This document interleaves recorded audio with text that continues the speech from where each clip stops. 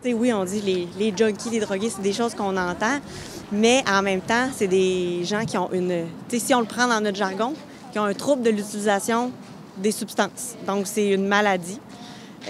Donc, c'est des gens qui n'ont pas nécessairement fait ce choix-là. Donc, puis, c'est ça, la consommation fait partie de leur vie. En fait, le service de consommation supervisée, c'est une approche de réduction des méfaits. Donc, et les services de consommation supervisée, SCS, là, si je vous le redis, font partie, c'est un des outils qu'on a en réduction des méfaits. Donc, c'est vraiment une approche pragmatique de savoir, on le sait que les gens consomment, on le sait qu'ils vont toujours consommer, puis on veut leur offrir un espace sécuritaire, puis offrir un espace aussi pour diminuer les surdoses mortelles qui peuvent être liées à la consommation. On voit, il y a beaucoup de consommateurs, de plus en plus de surdoses. Là. Vous avez eu mes chiffres, je pourrais vous en reparler. Mais on le voit, une augmentation des surdoses, une augmentation de la contamination de nos substances.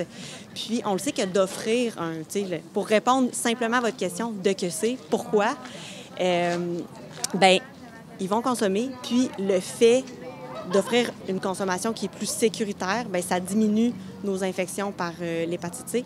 Le VIH, ça diminue nos infections de peau, des cellulites, par exemple. On leur offre du matériel stérile de consommation, diminution des surdoses. Donc, comme je dis, tous ces éléments-là font que, finalement, ça coûte moins cher à une société même. On ne s'attend pas à ce qu'il y ait foule puis à ce qu'il y ait une longue file d'attente aujourd'hui. Puis, si on se compare à Montréal, ça n'a pas été ça. Ça a pris quand même un petit bout de temps avant que.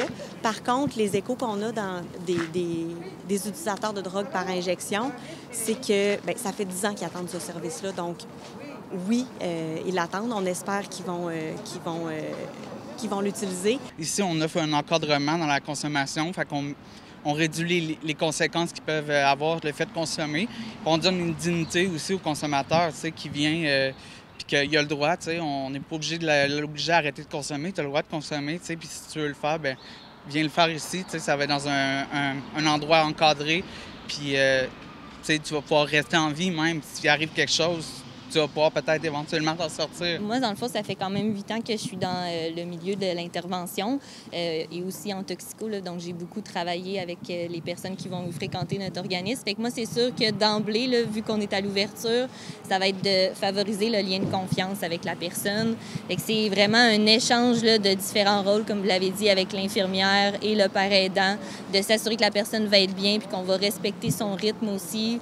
Puis pour le mieux répondre à ses besoins, mais aussi y assurer une sécurité dans sa consommation.